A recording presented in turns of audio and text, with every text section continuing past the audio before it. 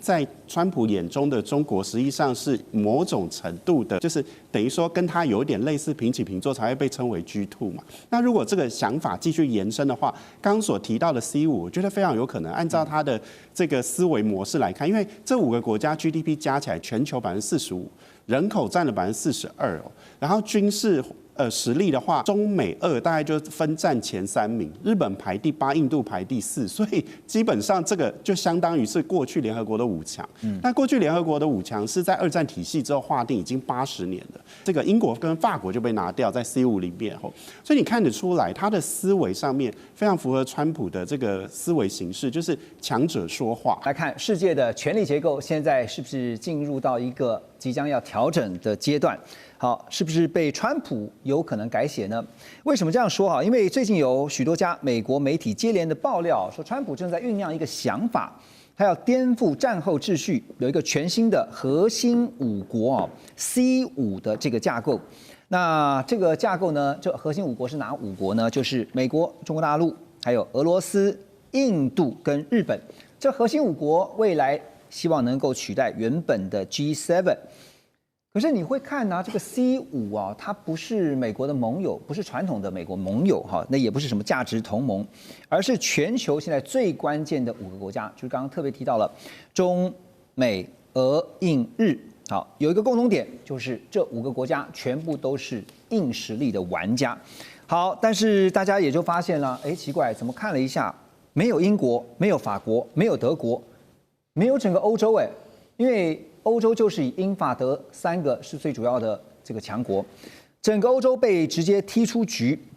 俄罗斯的前总统梅德韦杰夫呢，他说了一句话，就点破了这个 C5的本质他说这就是对欧洲的公然侮辱，也是在宣告欧洲已经不再是全球主导者之一。这句话如果听在欧洲的这些领导者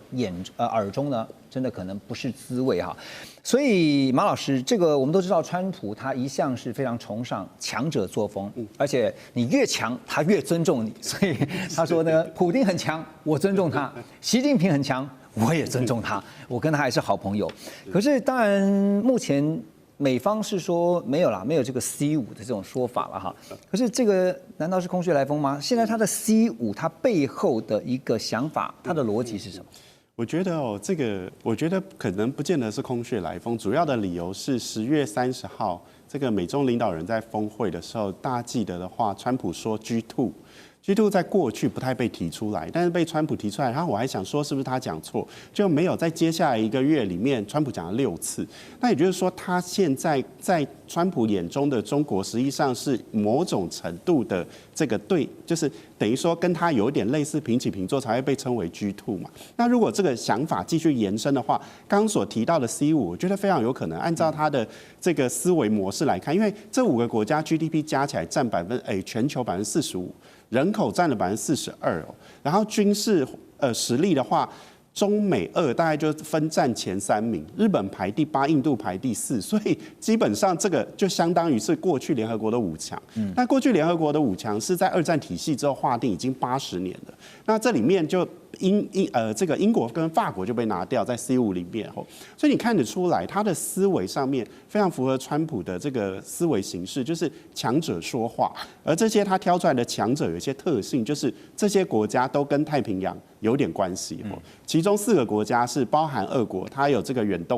东地区的这个军港，所以其实他们都可以伸手到太平洋这边来。那连着就是印度，像印度洋，所以你可以看出他思维里面未来的印太可能它的重要性远高于过去我们讲的心脏地带近东，或者是像过去我们认为欧洲是这个世界国际舞台的主体看起来就整个往这个方向移。然后另外更重要是这里面它有共产主义国家，有威权国家，民主国家。换句话说，对川普来讲，意识形态一点都不重要。他打破对过去有东西对立，所以俄罗斯跟美国不会在一起，也不会跟中国在一起。然后有南北对抗，有发展中国家跟工业国家对抗，但这些对川普来讲一点都不重要。这里面有发展中国家，它也有工业国家，然后它既有共产主义国家，也有民主国家。所以我觉得对川普来看，这 C5被提出来，感觉上就是这一切意识形态都不再重要了。但是 C5的组成会不会很困难啊？你光是 C5里面光是讲说美国好了，美国川普就讲说，美国优先 ，Make America Great Again 啊。那其他 C4，对，那另外4个不是说中华民族伟大复兴，2个都要伟大复兴国家，我觉得要成型真的不太容易，这里面矛盾很多，客观上来讲。但是川普是一个特别的人，就是说在他的这个在任的4年内，也许他有这种想法，说不定会往这些方向走，而这些方向好像透露出他内心世界的一些东西。但是长期来讲，要回到建制派或是传统的美国来讲，我觉得要达成这样的 C5的概念新组成，我觉得还是困难了。对，不过对这个 G7 里面的这些欧洲国家来说，情何以堪啊！这个原来除了这个 Great 以外，还有 Core， 就是没想到还有更核心的，就是这个 C5啊，但是我们却不在其中。所以呢，最近大家也在看的一件事情，就是美欧之间的裂痕会不会越来越大哈？因为川普毫不讳言的公开批判这个欧洲都是一群软弱的领导者。还点名了说，欧洲从移民问题到俄乌战争，甚至呢还对美国企业开出了巨额罚款啊，当然都被川普认为是在扯美国的后腿。媒体更是指出，他们整理了一下，在川普眼中的欧洲问题，至少有包括国家安全和武装都在搭美国便车；经济上奉行保护主义，用巨额罚款惩罚美国的科技企业；还有政治正确绑架决策啊，移民跟意识形态呢拖垮了整个欧洲的实力。对于中俄呢，只会喊口号，却不愿意承担代价，独自留美国在前线苦撑。好，真的是毫不隐瞒的表达他的不满啊。那所以回到川普最想的是欧洲要怎么配合他？当然，他的第一个考量还是贸易经济方面，所以其实今年跟欧盟达成的贸易协定，对川普来说算是一个大的胜利了，因为美国可以调高关税，欧盟没有调高对美国的产品的关税，然后另外欧盟同意答应川普大金额投资美国，所以第一个考量是经济，那另外第二个考量就是我们刚刚有讨论到北约国防这个议题，那北约成员国家大部分在最近几年也是开始提升他们的国防投资了，所以某个程度上可以说，川普在这方面也是达到目标了。所以现在在打什么？那就是一个文化战。美国国内会叫做 culture war， 所以美国跟西欧国家的确是进入一种 culture war 啊，这个很难解决，因为对川普还有美国共和党、美国右派保守派来说，连欧盟的传统右派政党也是太左了，所以美国这些政治人物，比如说 J.D. Vance 副总统等等，都越来越愿意公开表态支持最近几年崛起的欧洲极右派的政党，因为这些政党都是有非常保守的概念，不管是因为你刚刚讲说，就算他们是极右派，但是在美国的这个你刚刚讲的那一群人眼中，还是属于偏左的。我说传统的欧洲右派是太左。所以这些美国右派政治人物才开始支持这些极右派的政党，比如说 Reform UK 或这个德国的 AFD 等等。美国这些保守派的共和党人士愿意公开支持这些极右派的欧洲政党，因为他们真的觉得欧洲在文化方面真的是实在太左了。所以那像美国不是管太多了吗？管到人家文化去了。他们愿意说什么，他们就可以说什么，对不对？欧洲国家也没办法禁止美国总统、副总统说什么，所以而且其实对美国右派来说，这是非常非常方便。我说你可以批评这些外国的政治人物，那你就可以在国内也可以打知名度。所以你看好未来美欧之间的关系吗？现在有说裂痕会越来越大。其实。不管吵来吵去，这些文化议题、移民等等，重点还是在贸易方面了。川普真的希望可以就是从美国的角度来说，改善一些过去的贸易问题。现在在东北亚这边呢，其实你可以看到阵营的对抗是越来越清楚哈。我们要说是两大包括了中俄朝，另外一方呢就是美日韩这个紧张关系也正在加剧中。可是川普的态度，当然我们刚刚也提到说，包括最近对日本就中日之间的这个关系紧张，他是异常的低调。同时对东亚现在呢也是态度微妙让美日韩的同盟现在也有分析家认为是有信任折损的问题。好，现在不但是说呢，川普我们听到他讲说跟习近平的关系还是非常的好，然后呢，在这一次的中日啊，还有俄乌的态度上面，更是让大家觉得你这个偏的也太过头了吧？哈，那不排除会再见金正恩等等的这些相关的，不管是想法、说法或者是做法，都让美国的盟友现在很担心一件事情，就是万一到时候发生了事情，美国不出面怎么办？这个是一美论嘛？现在不只是这个，连德国总理不是也是这样讲吗？我们被美国耍了。他们讲其实很多人对川普支不支持盟友，有条约的盟友有质疑。但是虽然常常批评，比如说他常常批评北约国家国防预算不够，或者南韩、日本国防预算不够，这个是第一个任期到现在他一直以来的说法，没错。但是我相信川普是很了解这些防御的这个条约的义务，所以对川普来说，我相信假设明天北韩攻打南韩，那川普他真的是很了解美国必须要按照条约来帮忙或协防。我相信川普了解，但是同时不得不说，那钓鱼台或菲律宾在南海跟中国有争端的小岛屿啊，那川普会不会为了这些冲突动用美国的军事能力协防？的确是一个问号。虽然过去美国官方发言人都说钓鱼台也是在包含在条约之内协助的地区啊，但是会不会因为一个小岛跟中国或其他国家战争，真的很难说。但是我真的是认为很多人对川普的这个质疑是应该可以说是不成立，因为他还是很了解这些义务，而且他了解这是长期，不是昨天或前几年才签约了，他了解这个是从冷战到现在的美国的非常重要的义务了。所以我觉得这个质疑是对川普来说，对川普是有点不公平，但是范围是多大，这个是一个问号。所以从刚才 Russ 的分析里面，我听到一个重点是说，未来万一真的发生，不是大规模的冲突，而是局部的冲突，那么美国可能会意识到这些冲突对于区域安全的影响，可是不见得会出面，是这样子。对最近几个礼拜中日冲突，川普也没有明确表态，对不对？因为他真的觉得这个小事情真的很烦了，这个没那么重要啊，为什么要产生这么大的争议？他真的觉得这个是不应该的。我们知道最近中日、中美还有美日啊这三边关系，这礼拜因为川普的2通电话，现在又出现了戏剧性的转折跟发展。那川普呢？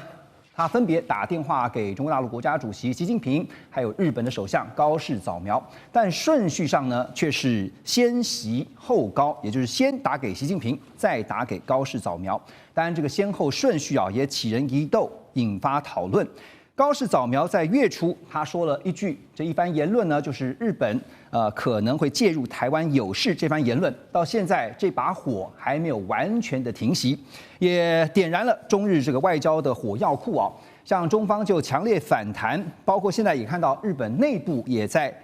出现了一团混乱。那在这个敏感点呢，川习两人的热线哈。更重要的是，这几天大家都在讨论的是这个顺序上啊，为什么是先打给了习近平，然后呢，在过了一段时间以后啊，并不是马上哦，而是过了一段时间以后才打给高市早苗。当然，各方的解读都有，像华府智库史汀生中心的孙运这位学者他就指出，他说过去中国大陆呢都会是暗示是美国打了。但是这次却没有，显然啊，显示是中国担心与日本的紧张升级才打给川普。然后日本的舆论呢，也有人认为说，如果是习近平主动打给川普，就代表中国怕了。但我们要说的是，刚刚讲的这些解读全被打脸，被谁打呢？被美国的财长 Bessent， 因为他出面证实是川普主动打给习近平的。好，那先请教一下王老师，外交上我们都知道，其实。顺序很重要哈，怎么看川习热线、川高热线这当中的猫腻？是，我想这个如果从谈判学的角度来看的话，就是先开价的一定是弱势哦，因为你开价之后，你的价就容易被人家往下杀。但是我觉得如果以美中之间大家会这么关注，主要的原因是因为当然这两个是大国。不过如果我们要看它到底是谁低头的问题，我认为这一次比较不准啦，因为他们今年在9月19已经通过话，然后10月30号两边都碰面了，所以它已经不是第一步了。那谁先打，其实坦白说没有这么重要啦，重要的是他们打的这个过程面谈什么议题，我觉得是比较重要。所以我认为在这一次的这个谁先打的问题上，媒体比较关注，但是我觉得从政策分析的角度来看，他们各自在事后的发布会上谈了什么，我觉得比较重要。重要的原因是在于，那表示这个国家现在最在意的议题是什么？数据上也许没有这么重要，像您的分析啊，但是您刚刚讲说内容很重要，对，所以我们现在所听到媒体也报道出来的，可能都是看到是表面的内容哈，有些还可能没有讲的。是，你觉得哪些没有讲的？我想这个在美中过去的谈判都一样，它的路径就是这样。他们谈完以后，绝对不会一起开记者会，绝对不会一起发布共同的这个公告，各自发表，但是会各自发表。然后每一次各自发表，你去比对，看起来两边谈的重点都不一样，基本上对不太起来。那这一次我觉得美方可能真的在乎的是乌俄战争的28点嘛，就是川普提的，然后他希望中方能够在乌俄战争停火上面能够做一些协助。那贸易战一下子要采购大豆，一下不采购，那我觉得这个可能双方还要对表一下，所以美方大概在乎的就是主要是这2点，然后也包含芬太尼等等哦。但是我觉得这个急切感好像没有这么急切，因为刚才在30号谈完哦，我觉得反而是新华社这边告诉大家，就是说台湾在战后这个国际法体系里面是属于中国，这件事情表示中国大陆现在对于这个议题非常重要，因为这个牵涉到 AIT 先前抛出来的台湾地位未定论。那如果台湾地位真的未定，在2战之后，台湾就从来没有回过中国体系，那对于中华人民共和国来讲，它要继承中华民国的这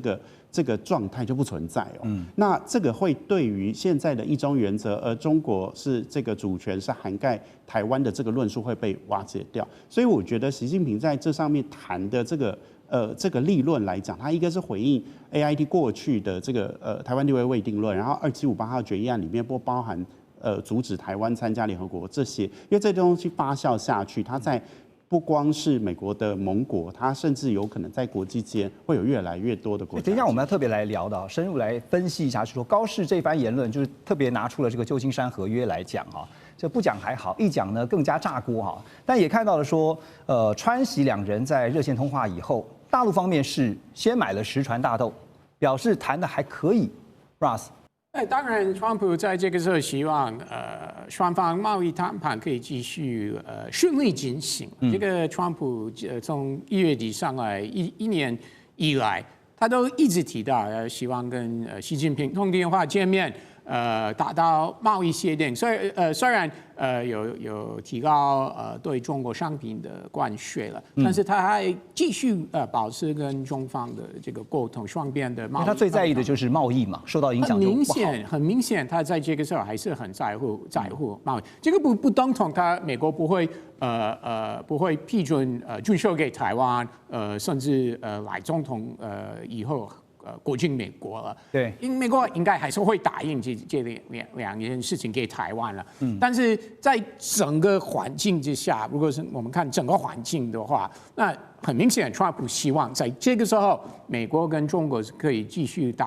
谈贸易方面的细节，而且最后的结果是中国多买美国的东西。好的，那你怎么看哈？因为我们之前有讲到说，美国在高市发表那番言论以后呢，其实呢有让子弹先飞一会儿嘛，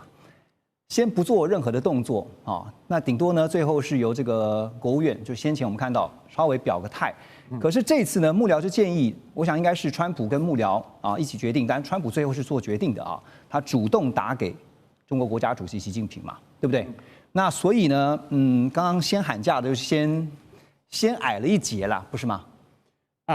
当然希望川普在这个时候真的是希望这个事情可以降温了。很明显啊，如果他希望可以升温的话，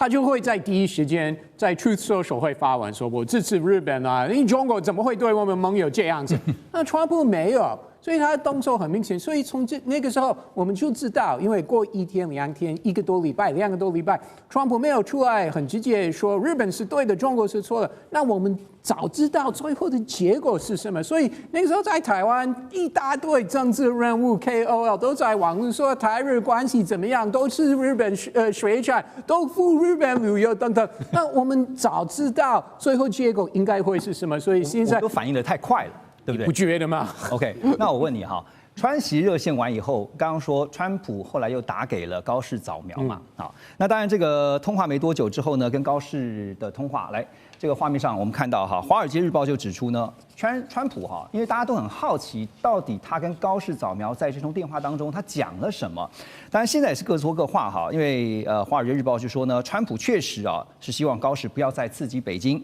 但是日本政府一开始呢，他们是说不好评论这个外交互动，用这样的方式来推脱。后来被一再追问下，又改口说没有这样的事实，我们没有被施压哦。但是日本官方长官呢，只是否认内容。可是大家也看到了，说是一回事，做又是一回事。高市最近的一些动作哈，一些转折哈，反而让大家觉得真的没有吗？首先，很多人批评华尔街这个日报，很多人说这个记者是亲中，他是描述匿名人士等等，而且日本这发言人最后出来说是没有这件回事，对，日本政府否认，但是同时也很明显，川普应该是不会像高市早苗说你一定要收回，当然不可能那么直接嘛，不可能。但是同时，如果川普说那这个时候可不可以讲文啊？那谁不相信川普有可能相信？日本也没有否认川普说请你在这个时候讲完。日本没有否认川普有这样说，所以或许日本没有或许日本是对的，但是或许同时华尔街日报也是对的，这个也有可能啊。对，所以最后的结果还是一样的，是川普希望。不管是中国那边、日本那边、台湾这边，对，大家都要讲完嘛。OK， 何老师怎么看？当然，那个日本他这通电话哈，那个应该川普想要就是说去稳住日本啊，因为他这个就贝森特已经证实了嘛，哈，是美国先川普主动的那个对那个是先发动这样的一个这个川习通话，而且就是我们那个从日本的新闻哈。他也透露出一些猫腻。我们台湾这个一直就讲说，这个是川普是被动，对不对？习近平主动。那当然他要营造一个就是说，中国大陆在这样的一个中日的这种对抗里面，中国大陆似乎在示软哈，在向美国求救。那这当然这比较符合这赖清德政府的这样的这种希望哈，但是好像是刚好是颠倒，是最后贝森特出来讲了。那这赖政府这反正就把它当成没有这么一回事哈。那不过这个我比较相信是贝森特讲的。那而且再加上日本的这媒体，他之前他也透露啊，他说这通电话事实上日本知道川普要打这个电话，他们自己已经先露了馅了嘛。就是说，如果是习近平主动这个打电话给川普。你东京怎么会知道？对不对？现在的中日关系坏到这个样子，北京怎么会跟你讲说，那这个跟你们高市早苗讲啊，我要打电话给川普啊，你小心一点啊，那不会嘛？对。所以如果是东京知道美国跟中国之间会有这个首脑的这个通话，对不对？那一定是美国他发动的。而且我刚刚就在想，贝森特的这番发言会不会后面已经有了一番讨论？就是你起码美方要先表示是谁主动打给谁的，当然，对吧？现在对美国来讲的话，我们在看到这个，就是说这共同社，他也证实了，就是说他这通电话事实上，这个虽然牧原人最后讲说没有，这美国没有这个，就是说这个要日本克制啊，这个，但是共同社是有信用的这个通讯社，而且共同社还有日本官方的色彩，虽然日本看起来没有官媒哈，对，但是共同社就有一点像日本的新华社一样。那他自己就讲，他说这个现在川普基本上就告示这高市早苗，这中日他不希望中日关系的紧张继续升温，对，而且他也跟高市早苗事实上这也讲了整个台湾问题对台湾对中国的一种重要性。换句话说，就是说台湾问题是很复杂的，对不对？那你在这样的一个问题的发言上面，你要谨言慎行。所以有一句话说“剪不断，理还乱”哈，所以刚刚你提到说台湾未定论的这件事情啊，刚才马老师也特别提到了哈。回到您这边刚刚提到的是说，这个时候呢，因为这2天看到高市在国会答询这个议员哦，同时是当时问他那个问题的。结果呢，高市的发言确实看起来是比较软了一点啊，也比较缓和一些。但是呢，他又抛出了一个说日本没有立场去评价台湾的地位哈，是外界就解读说是想要替中日的关系紧张来降温。可是他引用的是旧金山合约，反而这个更激怒了北京啊，所以呢，北京就直接搬出啊，说你拿出旧金山合约，我拿波茨坦公告，那也有人说是波茨坦宣言哈。来点名日本，说你日本必须反省，而且撤回你的错误言论。现在变成了一个法理攻防战。对，我想这个一直以来就是开罗宣言跟波茨坦公告这2件事情，其实解决了就是在战后之后的这个比如说台湾的归属，大概在这里面就解决掉。可是问题是旧金山宣言的这个第2条的 B 款。里面他只声明了日本放弃台澎这些地方的权利，他没有说要给谁。对哦，那这个就很麻烦。其实这个应该是当时的一个 bug。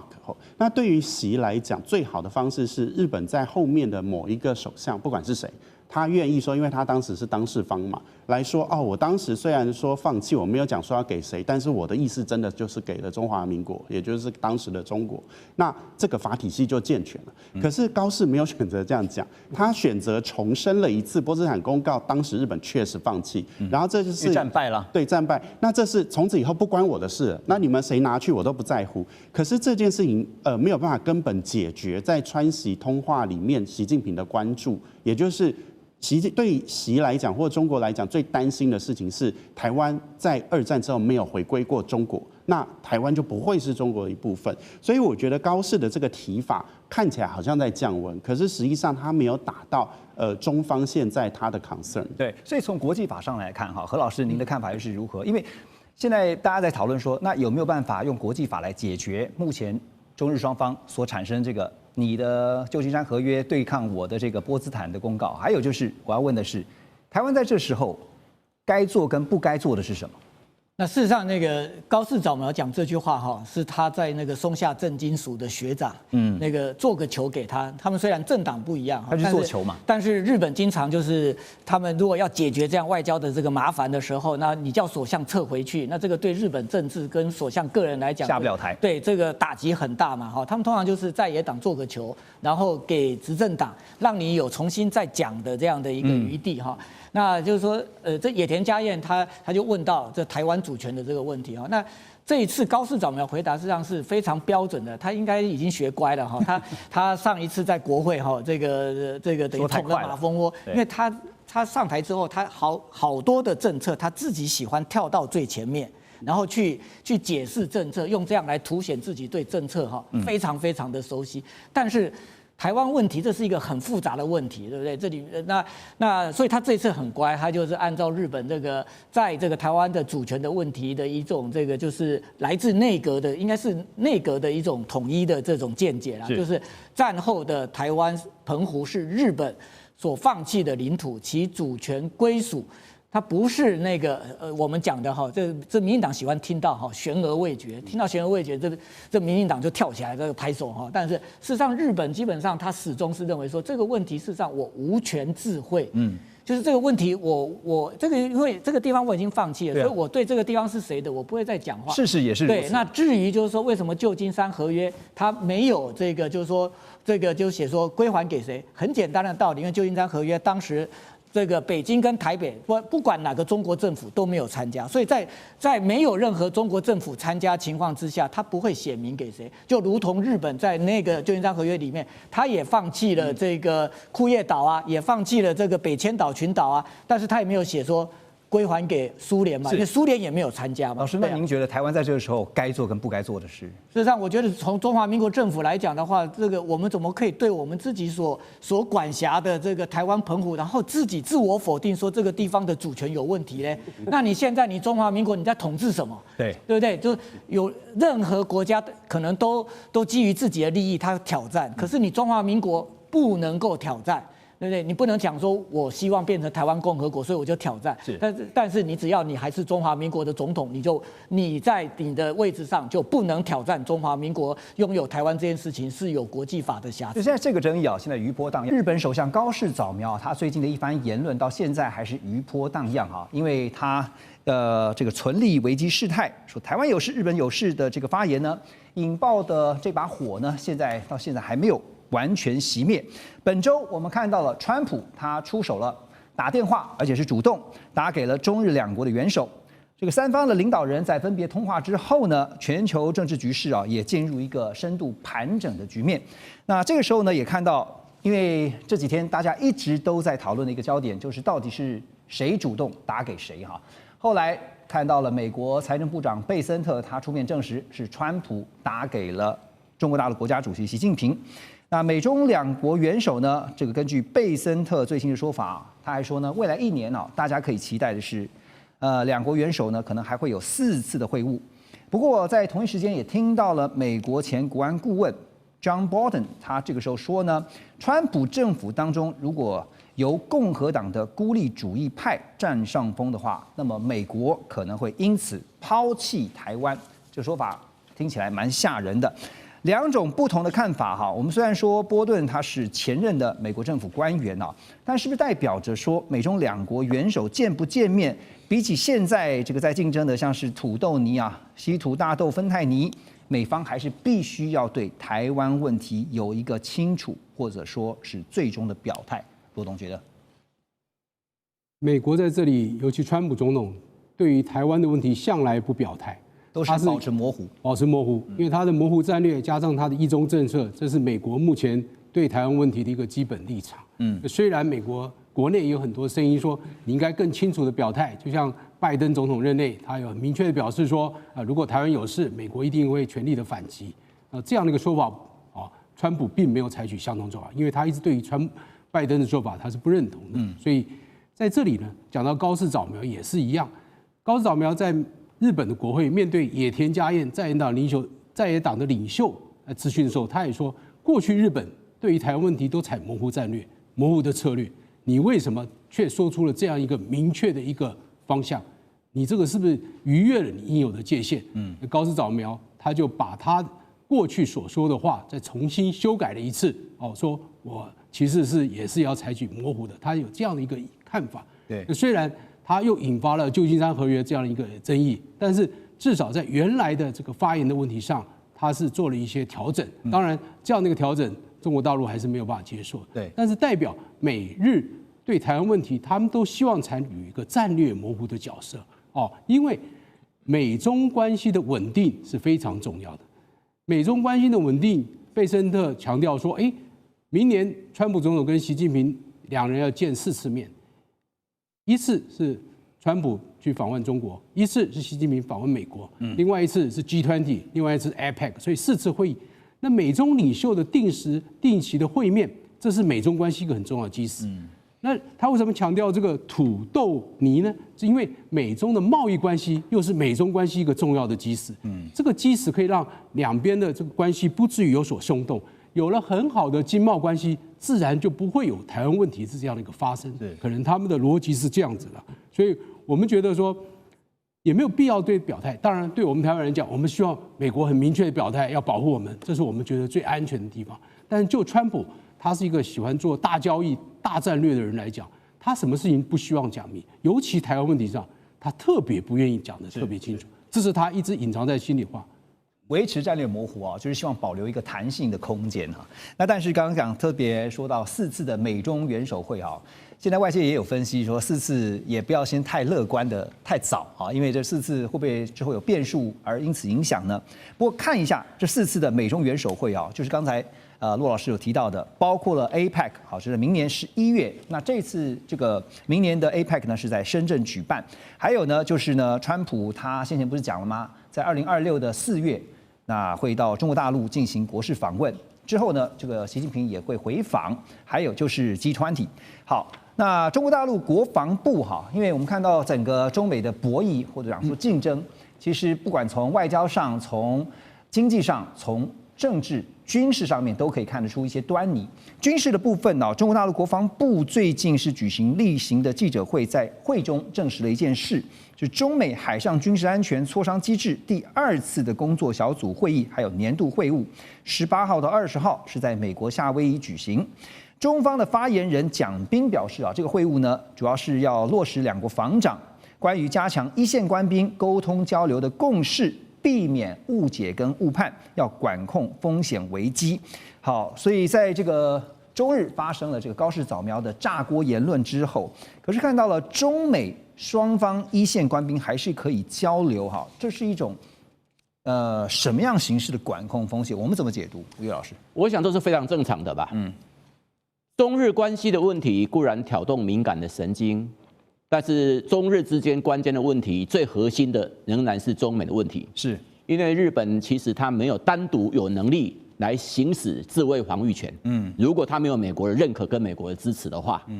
那因此我们看到说，如果以目前为止，那川普总统跟习近平既然在10月30号都已经见面了，那川普总统跟习近平也在11月20号彼此通了电话的。我们甚至可以看到什么？美国的防长就是他们叫战争部长赫塞斯，他在10月31号在东协的防长的扩大会议，也跟大陆方面的国防部长董军双边举行会谈，而且赫塞斯说，双方的美中的军事关系是前所未有的良好的。所以从这个角度，我们可以看出什么？美中之间不管是最高领导人的层级，还是有关于外交的层级，还是有关于经贸的层级，就是贝森特跟何立峰，还是有关于双方防长的层级，不管是董金跟赫塞斯，还是有关于这一次是属于严格讲副部长的层级。那双方这种保持各式各样沟通管道的畅通，就是想要避免误判，就是想要管控风险，就是避免所任何擦枪走火可能。所以这样做才是正常的吧？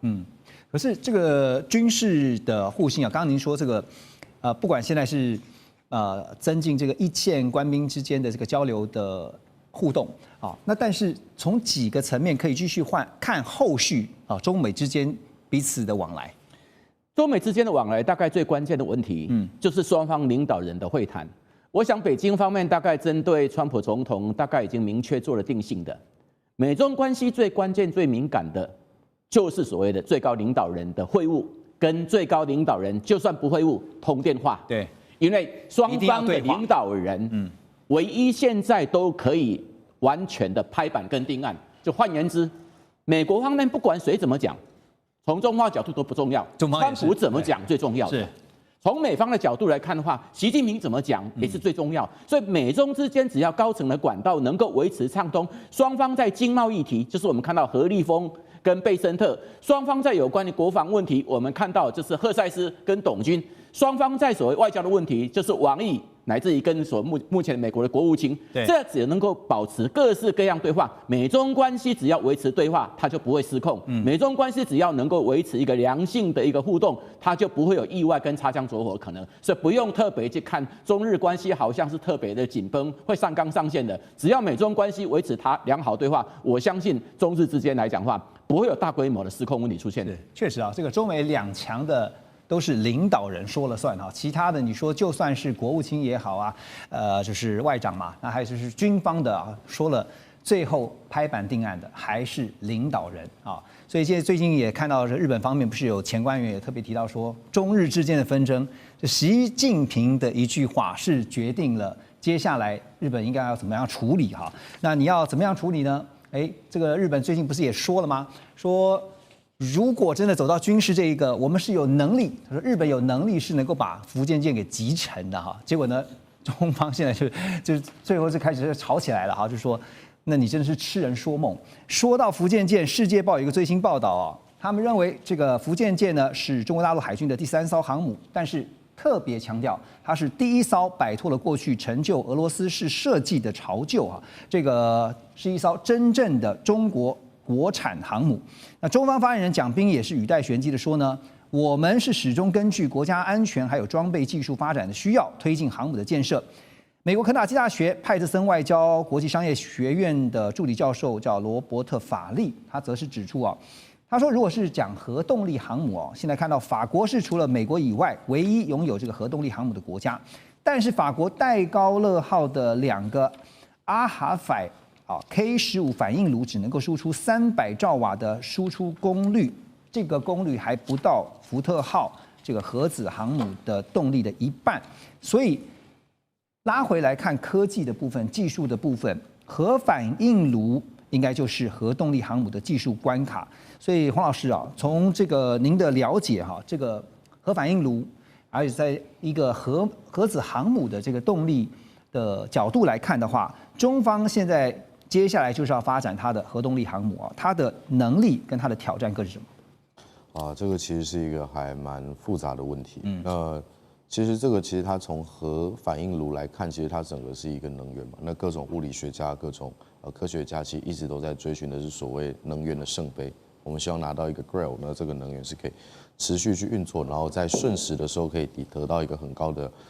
能源转换效率。对。那其实讲核反应炉，我们就先回来科普一下。核反应其实大家都非常理解嘛。其实说白了，它本质上就只有2件事情，要么是核分裂，要么是核融合。核融合。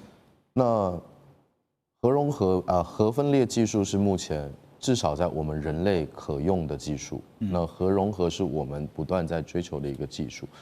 那但在这个可控的核分裂之下，它就是一个很有趣的问题。控制得好叫核能反应炉，控制不好就叫核爆，它就爆炸了。那核反应炉这个东西，它本身其实相当单纯，其实我们就可以把它想成说，在这个这么巨大的能量，我们就根据爱因斯坦的质能方程式 E 等于 mc 平方，或者这个能量里面，我们透过这个核反应炉里面对它的中子进行减速，去达到可控的情况下，把这个所谓核产生的大量能量换成我们可控的热能量或者是电能量，这就是一个比较单纯的一个物理机制过程。那中方现在，当然我们知道它已经有这个核子发展的能力哈，包括它的核弹，包括现在讲到的接下来要推的核动力航母，但是在技术上面，是不是也有一些是从过去的经验来看的话，它的一些挑战是什么？挑战就是时间不够嘛。其实从来不要去怀疑任何一个国家或者是任何一个科学家，他没有办法去发展出任何的技术。只要有足够的时间，慢慢的去堆叠，其实技术都是可以被更新领先的。所以，而且其实像无论是美国或者中国这种比较大型的国家，他们除了应用面上，他们非常去抓住一些导向之外，他们甚至在基础科学上都不断的去精进与突破。所以你说有什么比较大的瓶颈吗？我觉得那只是时间的问题。对，那这个其实就有点像当年冷战时期，大家在比科技进步。那瓶颈或者不是瓶颈，有时候可能只是刻意创造出来的一个烟雾弹罢了。所以就看时间站在谁的那边哈，是，时间真的是一个最重要的关键。是。对，就是有点像是您刚才分析的时候，我就想到说，早期这个中国大陆在发展包括太空航太方面的这个火箭也好，还有包括等一下我们会聊的晶片技术也好，其实呢就是看时间到底能够是缩短，还是呢能够要把它往后推长一点。先来看的呢就是美国川普政府在12月4号所公布的一个最新版的国家安全战略，这个缩写呢是 NSS。在台海的方面呢，这个内容当中重申了美国不支持任何片面改变台湾海峡现状，必须强化美国及其盟友在太平洋第一岛链的能力，以阻止任何夺取台湾的行动。但是呢，华府智库美国企业研究所的研究员叫费瑞安，他提出了他的分析，他认为呢，川普用了不支持这个字对照先前他的前一任就是拜登所用的是反对。但是代表的是明显的降级了，那这也是政策漂移最明显的证据。而这种降级之后的表述呢，也将会成为美中之间未来谈判的新基准。因为大家都知道，川普在参加 APEC 的时候已经说了明年4月2026他要访问中国大陆。另一方面，在最新的报告当中呢，也没有提到一中政策、台湾关系法等等。把相关的承诺从美国政府制式化的战略框架中给移除了。那这是费瑞安的分析。大使怎么看这个分析？还有目前我们从川普的角度来看，美方现在要营造的是什么样的一种氛围？当然是营造一个比较缓和的、跟友善一点的，因为美国明年的政治议程相当的敏感，也相当的重要。对川普来讲是相当重要。明年这个年底有这个期中选举，然后现在手上还有几个案子啊，比如说这个美国最高法院对于这个川普的关税政策啊，最后的判决还没有出来，那另外一方面还有很多这些联邦参议员啊，或者一些出缺的改选啊，所以美国明年又很快进入一种选举的气氛。那还有就是说，美国的经济明年的状况还是比较不可测，那还有很多外部的因素，所以川普基本上需要有一些好的消息。那这些好的消息就比如说什么，对这些产业界来讲说，你们放心，稀土我跟习近平主席搞得定，你们放心，不会断货。那对于他中西部铁票区的这些农业选票，那可以说你们放心啊，这一次啊，习近平主席买了有史以来最高的一次的大豆。对，你们那个不必再修谷仓了啊，你们放心。你知道后面还有好几船呢，还有好多船，你们放心。先开支票再讲嘛。先放支票，然后呢，另外一方面呢，这个有关关税的部分呢，跟中国大陆不会进一步恶化。中国大陆也不会有进一步的这种报复性的措施。所以明年川普对中国大陆是一个怎么样？是一个希望休兵1年的一个情况。这是贝森特事实上在上月11月25号、10月23号川习通电话，25号贝森特上电视接受访问。他的这个他的说法营造一个气氛，就是说明年大家不要放心，美中关系是休战，而且呢，美中关系现在是由双方的元首来引领方向。对，那明年习近平跟这个主席跟川普呢会见面4次，这4次的场合，一次是川普4月份要去中国大陆做国事访问，下一次就是明年的适当时期，习近平要到美国做这个国事访问，因为美国明年是这个 G20 的轮值主席国，那他有一个高峰会，他们也认为习近平会来。那明年又是 APEC 这个中国大陆做这个轮值主席国，所以川普有兴趣去中国深圳去参加这次 APEC 的峰会。他说明年就4次，对，所以他认为只要这个元首之间能够正常的见面来交换意见的话，这个关系就是稳定的。不过他讲这些话基本上就是要稳定这个关系。那所以在这个问题上，所以他现在很多这一次的这个国家安全报告。之前有很多传闻，美国的媒体报道就说贝森特亲自干涉，而且他是希望在有关涉及中国大陆的部分呢，措辞要比较温和。就因为他的坚持，这件事情停了，这个国安安全报告停了，慢了两三个礼拜才出来。那我认为其实贝森特他今天能够就是说坐那个位置坐那么稳的话，就是因为他没有自己的意见。在川普下面做事，你自己意见很多的话，你老早被干掉了。而且大使，你刚刚提到贝森特是讲4次嘛，他就说数了一下，明年4次，那第一次呢，当然就是我们刚刚提到的明年的4月份嘛。万一第一次就出现变数的话，哇，那面子挂不住所以现在是不是说都是以见面为先？来，最了解川普的人之一的 Ross。川普去参加深圳 APEC 的可能性真的不大，我觉得不大。你觉得不大？因为如果他4月份去中国的话，第2次去中国，我是觉得对他来说，这样我是太给习近平面子，所以我觉得可能性不大。而且我们知道，其实川普也不希望外访啊。虽然他已经答应了他明年4月份会去中国，但是1年去亚洲2次。难，而且去中国2次，真的，我真的觉得是他不太想，而且他也要考虑到因为那个东亚高峰会，他今年去吉隆坡参加，那如果他明年一样要去，明年是在 Manila 对不对？因为 Manila 是东协的2026年的主席国了，那他要考虑到要不要去 Manila， 那如果他去 Manila 参加那个高峰会的话，又去深圳的，虽然距离不远，但是我认为可能性不大，而且要看这个其中选举的结果是如何。对，好，你说的是年底的事情，我说是2026起码4月一定也得建成嘛，对不对？所以除非在将来几个月有变数。你觉得什么变数？军购案，如果川普真的答应台湾很大规模的军购啊，那或许会让中国很不满。那如果是规模比较小的话，也是要看是包含哪些项目。比如说，如果是美国已经买的系统多买一几枚飞弹之类的，那或许中国是可以接受。军购还有呢？其实中日会不会有影响？应该不会吧？不会。我们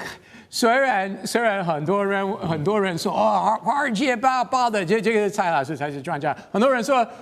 华尔街是骗人的，没有都是假的，但是很明显。从川普先跟习近平，后跟高市早苗通话之后，高市早苗的说法真的有改变，他很明显要把这件事情讲稳。你觉得高市早苗最近的一些做法，确实希望能够缓和下来，对不对？是川普希望缓和，高市早苗就配合川普了。所以你刚高市早苗配合川普，你刚问我中日关系会不会造成变数？我觉得不会，因为只要川普说，不要闹事，那高市早苗就会说，好，总统我不会，这个已经很明显，好不好？但是有另外一个变数，虽然最近很多人是没有讨论到，因为川普也没有直接提，但是我不能排除，因为过去有产生问题，那就是宗教自由人权的问题，尤其是最近中国有抓这个基督徒啊，那这个 issue 这个问题，其实川普有受到很多共和党压力，不管是国会议员或外围组织、智库、美国宗教机构等等。那另外就是这个李志颖的，就是香港啊，他的案子快结束了，快会宣判了。其实他在美国保守派那边有很多人在支持他，已经很多次向白宫施压说你要违这件事情，你要直接跟习近平说要释放这个人啊。所以如果宣判，比如说判他要坐牢多久，那或许美国会说话一样也会造成。所以我不排除人权这个问题会再次出现了。好，我问中日是因为现在这个风波到目前为止还没有看到有似乎这个平息，有缓和，但是没有完全的停息哈。那地缘战略上，我们刚才特别提到说，美国最新版的这个 NSS 啊，国家安全战略也指出说呢，美方要在第一岛链，他们说要打造能够在第一岛链任何地点阻止侵略的军力。文件当中也直言说，美国没有办法，也不应该单独完成这项任务啊，所以他要求盟国必须要加强集体防卫，并且投入更高额度的军费，要求在第一岛链内的日本、南韩。提出他们的提高他们的军事支出，增强自身战力，同时扩大提供美军基地还有港口的使用权来增加嚇阻能力。日本方面当然免不了得提到还没有平息的中日关系啊。现在呢，日本这边是决定要收紧一项对中国大陆的政策哈，因为执政党的自民党呢有相关人士透露说，日本政府考虑把外国人取得日本国籍所需要的时间，从现在的5年以上调整为10年以上。好，那在中国大陆的移民这边啊，就是说，日本在日本的中国大陆移民到底有多少人呢？到2024年年底为止，最新的数据是已经接近，超过90万人左右。目前呢，中国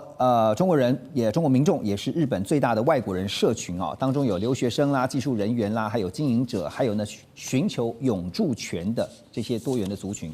那蔡老师，所以日本在制定刚刚讲，他们要把时间再多5年啊，他们在制定外国人政策的时候是怎么样去做权衡取舍？因为我相信对日本来说，中国大陆的移民也是很重要的，不是吗？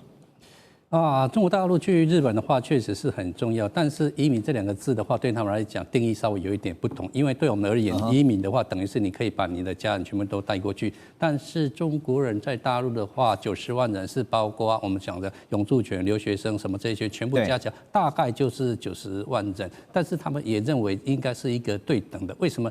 日本人并不大喜欢去中国大陆了。我们用一个最新的 data， 他们现在在中国大陆的全部的日本人不到10万人，只有9万多人，所以他们事实上是不是喜欢去的？第二个的话，一个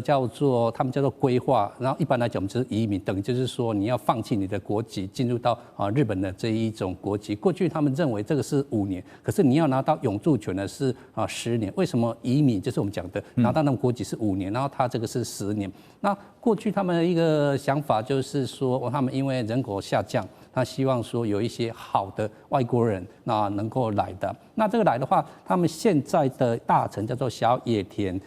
纪美大臣，他的名字叫做和国人、外国人有秩序的共生社会，他希望去创造这个。可是他们并不是说要去排除外国人，他也不希望说让人家感觉你们就是讨厌外国人，他不希望这样，他希望说你如果是好的外国人，然后你也愿意在我们这边也住了很久，而不会说你拿到我们的一个国籍，竟然不会讲日文，你们讲的都是中文，就是在中国人圈里面去混，所以他希望说将来你们能够真的是喜欢我们这个国家，融入到我们这个社会，而不是说我们去排除你们，这是他们一个很重要的点。OK， 因为我会问这样的原因，是因为就是说日本我们都知道它人力结构，其实台湾也一样了哈，就是说整个到金字塔型的，它人力它缺工的问题，还包括说它的长照，很多其实也都必须要靠外来的一些，不管是移民也好，或者是在这边短期的居住，或甚至是索取常住权的这样的一些不管是中籍的或者是其他外籍的人士哈。那最近因为中日的风波，其实也祭出了这个旅游的管制。那所以呢，对于目前旅游业的冲击，您的了解是如何？对日本这边旅游业的话，它应该说是针对哪一种旅游业？因为冲击的话，应该是比较偏向大都市的。那大都市的话，因为我们知道陆客嘛，陆客的话，如果是团体去的话，因为他们不是说常去日本，就好像我们台湾常去之后，你会从大都市后来到乡下。那因为他们很多人都第一次去，就会锁定在大阪东京那个大阪、东京京都这种大的，所以对于这个比较大的都市的饭店，饭店的话冲击会有。第二个的话会锁定在高级的百货公司。为什么高级百货公司？原因就是我们知道陆客有一句话我很喜欢的句话，就是说钱不是问题啊，喜欢全部都包走。他们的买东西很喜欢，而且他们知道去那边可以买到很好，就是大户啊，对，就大户。所以这个是高级百货公司会冲击到。可是如果说从比较小的话，冲击就比较没那么大，因为我们知道陆客他们有一个习惯，就一条龙的服务啊。从你的飞机搭上来之后，然后搭上巴士，然后进入到那个大陆人他们经营的商店去买东西，所以你人不来之后的话，也会杀伤到。所以他们会去观察。另外一个点就是在春节的时候，因为现在是淡季，春节我们知道陆客就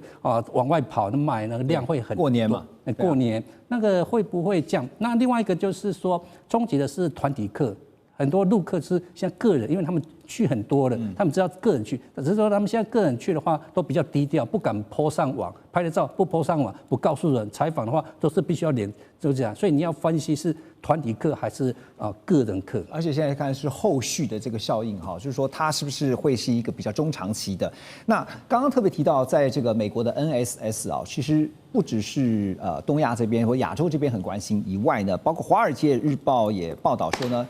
这个新版的美国国家安全战略尖锐地批评了欧洲领导人对于解决乌克兰战争抱有不切实际的期望，他指的就是川普了哈。那也呼吁停止北约扩张这样子事情。那就分析说呢，这份文件凸显了美国跟欧洲之间越来越大的分歧，因为做法像是川普政府高级官员对欧洲内部政策的批评，还有美国政府在乌克兰问题上面的和平努力，把两件事情合在一起了。这也让很多的欧洲领导人担心，会不会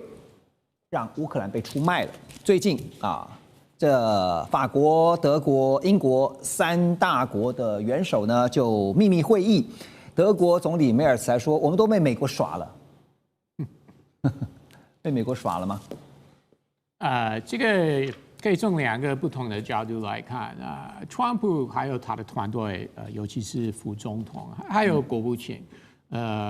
最近几年常常批评欧洲，尤其是美国的这些传统的盟友国家，尤其批评的就是在很多，比如说 DEI 环保、气候变迁相关政策。那乌克兰方面也是一个批评点美国很多这些右派政治人物是认为为什么一直要打，唯一解决方案是说服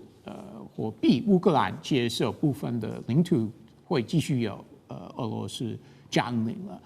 所以这个是一个批评点，就是所以可以从这个角度来分析川普还有这个 NSS 怎么分析怎么批评欧洲，但是我不得不说，同时很多欧洲人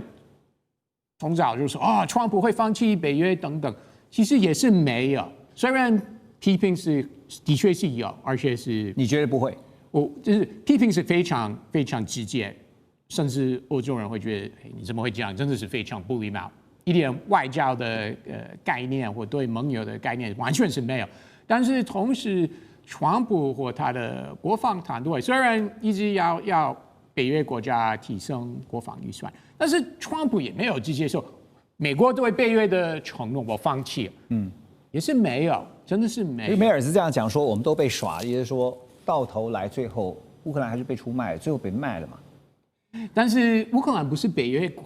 成员国，对不对？ OK， 所以他们会担心，就是万一到时候俄罗斯的这个威胁越来越大，你觉得在这个时候短期之内，欧洲会跟俄罗斯发生冲突吗？简单回答就好。我觉得川普，我只能说到目前为止，川普没有放弃对北约的承诺，甚至像他第一个任期那个时候，就是还没有俄乌战争的时候。但那个时候，川普也是答应一些美国的部署，就是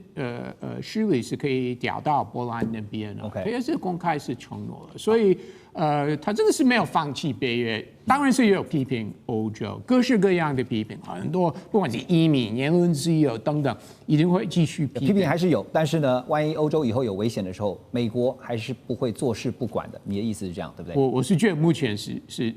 一直到川普正式说我们要退出北约，但是他也不会。那这个真的是会像是常常听到一句话 "wait and see" 嘛，哈。等一下回来，寰宇全世界，我们要来看的是中国海军到澳洲海域这件事情怎么分析。马上回来。2025全球局势必须关注，中美赛局牵动地缘风险，连带影响台海两岸未来。寰宇全世界，关心全世界，权威分析，专业观察，客观立场。